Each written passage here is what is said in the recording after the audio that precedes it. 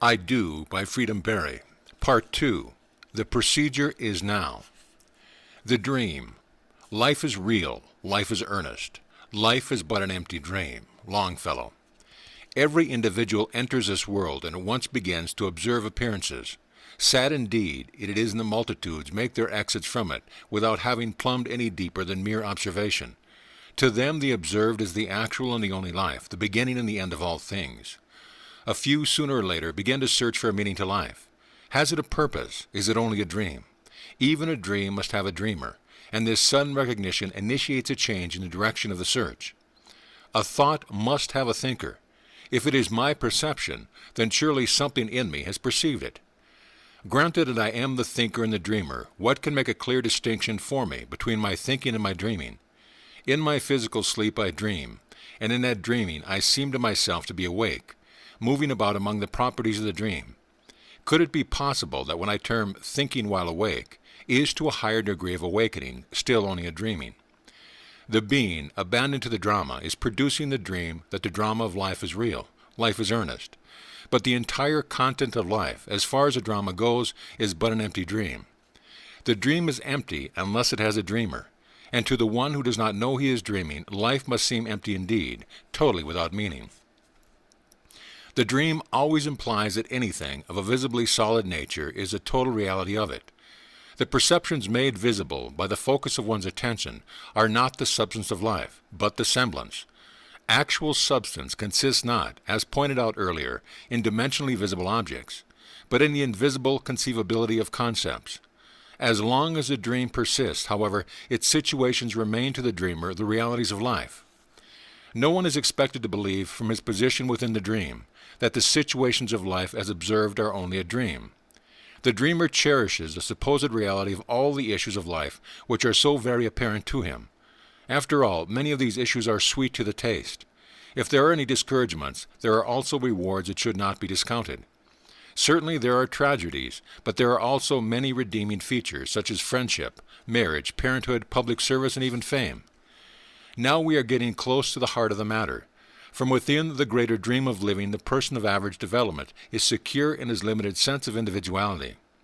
Here he is one of the many, and through much toil and some sacrifice, he may be seen to excel, or at any rate to maintain the respect and approval of those to him constitute the many. Almost everyone is reluctant, when faced with an enlarged presentation of individuality, to investigate its possibilities, because it challenges the survival of what he at present calls identity. Ultimately, each must admit that the many have identity for him, as the many only through this awareness of them. If you were not aware of a multitude of rocks, could those rocks have existence for you? Even though you may admit they would not, you quickly insist that they still would have existence for someone else. But follow the chain of logic to its last link. Suppose that, one by one, each should die or cease to be aware of a multitude of rocks, until not one identifying unit remained. To what then would you prove, indeed how could you prove, that anything, even a rock, had identity apart from one's perception of it? Those who constitute what you call many people are no more external and independent from your perception of them than many rocks. All have identity for you by the same process that you have identity for anyone, by your or that one's identification of them. This line of logic greatly disturbs the dreamer. Almost everybody feels more comfortable in his sleeping than in facing the responsibilities imposed by being awake. The fear that his identity is being wrested from him and is being absorbed into some invisible vacuum causes him to cling rapidly to whatever is visible to him as that identity. Such persistence in physical separateness as one's identity is the root of that one's loneliness. Your being, as revealed in the first chapter of this book, is invisible anyway. For man shall not see me and live. No one can discover his invisible reality as I am and live again completely within his previous limited concept of himself as one physical mental being among billions of other physical mental beings, either under the central control of, or else banished from the presence of, one unknowable superbeing. Only the sleeper of the profoundest sleep could continue dreaming that the dream is the actual living, and irreverently ignore the Supreme Creator's presence where it openly pronounces it to be, in your I am. I know all the birds of the air, and all that moves in the field is mine. If I were hungry, I would not tell you, for the world and all that is in it is mine. Psalm 50, 11 and 12. This is not the boasting of some autocratic dictator, twitting you with the arrogant reminder that he has it all, and that you should content yourself with a little or nothing. His pleasure or displeasure in your performance may permit. This is the urgent appeal of the visionary who had discovered his presence to be his own imagination. This is the call directed to every man to acknowledge that all apparent object things have existence for him only through his perception of them. Why would I appeal to another for anything when that one to whom I would appeal has identity for me only through my awareness of him? If his existence for me depends entirely upon my conscious admission of it, what could I possibly expect from him in the way of actual assistance? I will lift up mine eyes to the hill from whence cometh my help. Psalm 121:1. These hills are the higher intensity levels within the self of me. I question with Blake, why stand we around calling on God for help, and not ourselves in whom God dwells? The nature of the dream is such that the dreamer finds himself chained to it by his complete fascination with its contents. The case I am presenting urges that these contents have reality not in and of themselves, but only through the dreamer's consenting to dream them. When he wakes, he who has dreamed the dream discovers that his being had, for the duration of his dreaming, invested its reality into the eternally imaginable contents of the drama, thereby projecting the visible semblance of those invisible but substantial conceivabilities. As long as the being remains asleep in the drama that he is you awake, slight progress can be expected in effecting any degree of spiritual awakening. But we need not despair. The divine imagining knew the profundity of the sleep out of which it would have to awaken, knew it all before it abandoned itself in decreasing intensity to become the activator of that sleep. And even though from within the dream it seems that the character, in whom God dwells, is stubbornly resisting the awakening, we can take heart from St. Paul's long letter of encouragement to the Corinthians. We shall not all sleep, but we shall all be changed, for this perishable nature must put on the imperishable. 1 Corinthians 15, 51, 53. The imperishable being put on the perishable nature, and even though that nature, in its dream of independent selfhood, clings to its perishability, it is the divine being itself that is awakening, and cannot fail to be what it is. I am Alpha and Omega, the beginning and the end, the first and the last. Revelations 22:13. I am is the life even of death. Are not all visible appearances by nature perishable? Blake seems to be saying that for us in his warning. The oak dies as well as the lettuce, but its eternal image and individuality never dies. These bodies that are temporal, interpretation of God's dwelling place, do they not all strong or weak die, as well as the lettuce? God is his own dwelling place. However long you may have believed that you are merely life's habitation, I insist that the awareness of being is life, and that this life is your life. This insistence is based upon my own spiritual experience. The discovery.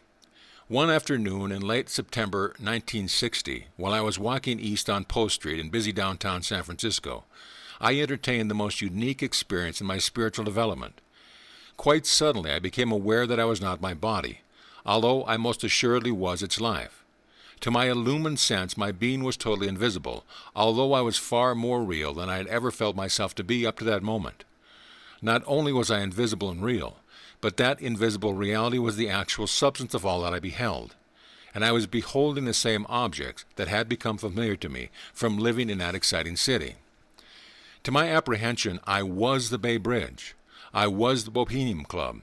I was the pebble I sensed so keenly under my foot. I was the traffic signal at the corner. I was even the newspaper vendor. Everything I was seeing was just as I'd always seen it, except that in this experience, no object or person even seemed to have existence independently of my perception of its being. To my invisible reality, the perception and I, the perceiver, were one and the same substance. My physical body, so insignificant a portion of this beholding and beheld, was the merest apron, or inadequate surface shield, to the being which I at that moment discovered myself to be. It appeared to me so very drawn and perplexed that I laughed.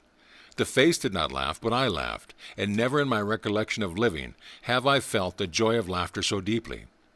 When I stepped on a sharp pebble on the sidewalk, although my physical foot was literally on the pebble, I was the being who sensed it, the foot was not.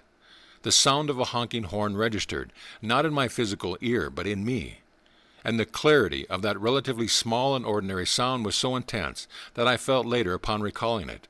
All my hearing up to that moment must have been so fractional as to be almost negligible. Yet I have, by accepted physical standards, an exceptionally keen auditory sense. Every person I beheld derived this capacity to move from my being, for I was his very walking. St. Paul's word, "In him we live and move and have our being," Acts 17:28, had just then become a personal experience, and from within it I could feel only that, in me they live and move and have their being. The conclusion to which this experience impelled me were not immediately formed, but radical changes in my habitual attitudes were at once noticeable. I maintained a consistent serenity without the least conscious effort for several days, and confidence and dominion became the norm. For 20 years I had accepted theoretically a revelation which this moment of spiritual experience illuminated for me with absolute certainty. I had heard of thee by the hearing of the ear, but now my eye hath seen thee. Job 42:5. I had accepted a revelation of spiritual principle characterized by divinely logical reasoning, and my dedicated efforts to practice that revelation had rewarded me unnumbered times with signs following. Even so, I could never assert with the authority I now ken that my awareness of being is God the Father, the sole cause which produces and sustains whatever has identity for me. This one experience of actually being the life and substance of all I beheld spontaneously compelled me to sing aloud the Gloria Patri, which prefaces the body of this book. The Father I had long accepted as cause, and the Son I had just as long accepted as effect. But in this experience I had discovered the Holy Ghost. The discovery is the Holy Ghost, that conscious communion between cause and its effect, establishing the rapport of inseparability. Wherefore there are no more twain but one flesh. Matthew 19:6. If the being is Alpha and Omega, if it is the beginning and the end, the cause and the effect, then it is Father and Son. And this discovery that the same being is all that appears to go between the first and the last is the Holy Ghost. However convincing I might have attempted to present the preceding sentence as irrefutable logic, my effort would have been inept by the standard of my personal experience of it. Now the accuracy of spiritual vision is not for me a matter of debate. Whether or not the events recorded in Scripture have also an historical witness, I know the intent is to present the eternal contents of the drama of life. Because these contents endure in spiritual vision, they may be experienced by all. Sooner or later, I cannot help feeling every individual will experience the same discovery that I did, although the details of his experience will necessarily unfold in him in the language of his own acceptance. My discovery, although clothed in a situation natural to me, is in content identical to St. Paul's discovery, elucidated in his letters to the Galatians. I am crucified with Christ, nevertheless I live. Yet not I, but Christ liveth in me. Galatians 2:20. The living that appears to the individual to be so personal, so separate and private, is the Creator's living, the Word made flesh. Christ is the living presence of creativity and implies more of a function than a name. It is the ideal of fulfillment for every individual. Old Testament symbology depicts eternity as the Garden of Eden, containing every conceivable possibility. Out of this garden flows a stream of consciousness which irrigates and causes life to spring up whatever its flow reaches. Running through the vision of the prophet Ezekiel, like a recurrent theme in symphonic structure, is the motif of livingness imparted by the river. At each ascending step of the prophet's enlarged vision, we have the repeated question, Son of man, hast thou seen this? Then the being brings its strained attention back to the thread that has ever been woven into the fabric of further discovery. Then he brought me back to the door of the temple, Ezekiel 47:1. Then he brought me out by way of the north gate, Ezekiel 47:2. Then he led me back along the bank of the river, Ezekiel 47:7. The wondrous discovery, after all this discipline of directing one's attention back to, out from, and back again to its source is, and when it enters the stagnant waters of the sea, the water will become fresh, and wherever the river goes, every living creature with swarms will live, so everything will live wherever goes. Ezekiel 47:8-9. Your awareness of being, spearheaded to a focal point, is the river that causes any or every imaginable possibility to live as a condition in your environment. Your own deep spiritual conviction of actually being an ideal is the only pulsation of lifeblood that your ideal can ever have for you. If you would become it, you must begin to be it. My discovery settled many concepts into place for me in the overall spiritual design. For a long time I had been mentally sorting data, propounded by different schools of religious and philosophical thought. Weighing some ideas uneasily against others, I had agreed with myself to accept on temporary consignment, so to speak. My greatest exultation came from the inexorable evidence that the concept of individuality I had campaigned for so long was confirmed by the experience. The first dictionary definition of individual as indivisible had now been proven true in relation to one divine being, which is the substance of all visible objects, even people, at the same time. The being is not divided into particulars to compromise separate appearance. In the experience, I was the being that constituted all phenomena. Above all, the experience left me with the irrevocable conviction that the summation of Daniel's interpretation of Nebuchadnezzar's dream is literally and eternally true. Your kingdom shall be sure for you from the time that you know that heaven rules. Daniel 4:26. The experience of being heaven, as well as all it includes, produces a conviction of security that even amid challenging circumstances remains inviolably vital. The technique, resurrection. Continue thou in the things which thou hast learned and hast been assured of, knowing of whom thou hast learned them. 2 Timothy 3:14. The precise technical exercises which I shall recommend for the development of facility in metaphysical practice have been set forth lucidly in the books of one called Neville, whose personal mystical experiences in the depth of spirit have rendered his acquaintance with that realm as intimate for him as in the most commonly accepted appearance for most of us. My gratitude to Neville is immeasurable, for it was he who wisely encouraged me to conduct my own spiritual investigation and to speak only from the conclusions of my personal experience would yield. My purpose in urging the use of this technique is to indicate a far-reaching result than merely to witness the evolution of a conceivable desire as it becomes an environmental condition. Beyond the projection of a possibility into time-space appearance, the indulgence in these exercises by the individual effects in him the personal fulfillment of the second of the three greatest Christian mysteries, the resurrection. No one can exercise the experiencing faculty without expanding its capacity. The stone of ineptitude is rolled away from the sepulchre of spiritual inactivity only through the individual's consistent discipline. The weakness of the one who repeatedly demands external aid in solving his problems always matures into a stronger weakness, and that one progressively finds himself even more deeply entombed in his prison of helplessness every time he leans on another's efforts. One by one we find ourselves at the point of individual discovery, immersed in a dream. The illumination which our discovery produces in us begins germinating in a desire to extricate ourselves from the sleepwalking to do what our conformity to the dream has accustomed us to do. But our intention to act decisively soon reveals our feebleness in attempting to adroitly maneuver this tremendous force. Imagination, because it has no external limits, has freely roamed with nothing to constrain its wanderings. If it is to have any direction whatever, that direction must be initiated and disciplined from within. It is in the interest of charting a purposeful course that systems were devised. The pity is that when a mystic visionary provides a set of rules as a temporary aid to the individual in steadying his course, some kind of ecclesiastic group inevitably forges from these rules an iron doctrine to which it then seeks to bend the obedience of a body of unawakened and therefore willing subscribers. Blake clearly exposed his pattern of behavior as one of the eternally conceivable states. In A Vision of the Last Judgment, he writes, I do not consider either the just or the wicked to be in a supreme state, but to be every one of them states of the sleep of which a soul may fall into in its deadly dreams of good and evil, when it leaves paradise following the serpent. Following the dictates of another's ideas must always conclude in a show of tyranny. Here is a quotation from Jerusalem which indicates that Blake had recognized the necessity of acting only from his own spiritual vision and devising his own rules for guidance. I must create a system or be enslaved by another man's.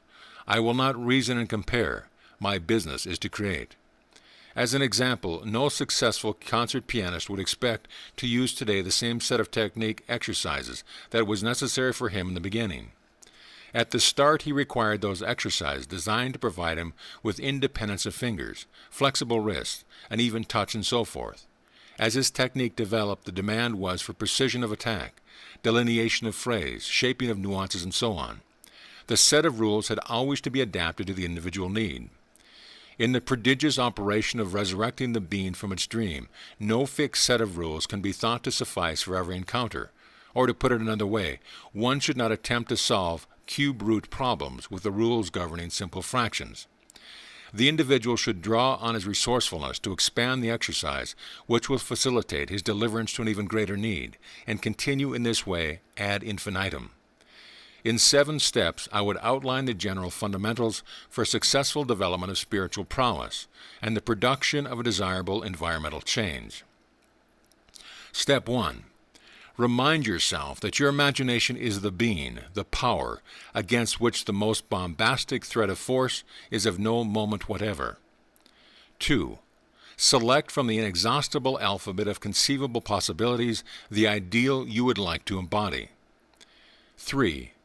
Devise a situation which implies that your selection is already a visible condition. 4. Imagine yourself as detached from identification with your present environment. 5. Abandon yourself to actualizing your selected situation. 6. Feel the emotional release that would accompany your experiencing of your ideal in the flesh. 7. Intensify and persist in your feeling of actually being this ideal in your outward, visible expression. Let me here emphasize that this activity is not a mere picturing process of the mind. Results depend upon whether or not the individual succeeds in deepening his mental concept sufficiently to achieve a conviction. God is spirit, and those who worship him must worship him in spirit and truth. John 4:24. Worship in the depth of spirit is not accomplished by visualizing mental concepts. Whatever visualizing is permissible in this process of awakening is found in the 3rd step of the outline suggested above. There is nothing of a creative or productive nature in just visualizing. That aspect is purely mechanical one, the assemblage before the man's eye from the alphabet of imaginable situations, of a scene that implies fulfillment. Visualizing is only the setting of the stage. Nothing but the actual performance of the scene can establish the conviction. There is a startling and cognate scriptural authority for the use of this technique disclosed in the Gospel according to Matthew. I understand Jesus of Nazareth to be the Word made flesh, the spiritual seer's prototype of the embodiment of creativity. We have already discovered the creative being to be imagination. So in this light, contemplate the deeper meaning of what, on the surface, gives the impression of being merely a simple answer to a simple question. Then the disciples came and said to him, "Why do you speak to them in parables?" And he answered them, "To you it has been given to know the secrets of the kingdom of heaven, but to them it has not been given. For to him who has will more be given, and he will have more abundance, but from him who has not, even what he has will be taken away. This is why I speak to them in parables." Matthew 13:10-13. A parable is a little drama with an implied meaning. The finely disciplined attributes of imagination can immediately assume a feeling that a desire is already fulfilled, but the undisciplined attributes do not respond quite so readily. Therefore, imagination enacts the final segment of a situation that implies fulfillment, and in performing that scene embodies the feeling of the fulfillment. The impersonal fashion in which the law of cause and effect operates shows the necessity of changing the feeling of not having or not being to the acute feeling of having or being. For to him who has, or the conviction of having, will it be given, and he will have abundance, but from him who has not, that conviction of having, even what he has will be taken away. One's feeling is outwardly multiplied in identical appearances. Who but you is capable of feeling in your deepest awareness that a particular situation is so or not? Anyone could feel that a thing is true of you, but no one aside from yourself could feel it in you. The necessity of exercising your own faculties is abundantly clear, if you would experience the awakening of spirit. This is the present necessity and urgency which is now upon you. You did not roll away the stone of ignorance in your study of arithmetic by engaging another to solve the problems posed in the examples of the textbook offered. The actual indulgence of your faculties in the principle involved eventually made clear, through repeated adaptation, the direction to take each time. Take this technique and apply it to making the crooked places straight. Whenever a thought impinges on your attention, which causes you a sensation that falls short of satisfaction, devise a new meaning for that thought, one that generally satisfies, and specifically apply it to the 7 steps of the outline. If you continue using this method, all the while expanding the technique from those suggested above to fit the conditions at hand, there will come the moment when you will hear a voice from your own depth say, with unquestioned authority, "This is the way, walk ye in it," Isaiah 30:21.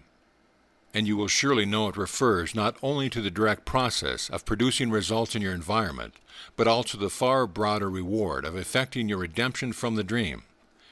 The untold want, by life and land mere granted, now voyagers sail thou forth to seek and find. Walt Whitman. End of Part 2.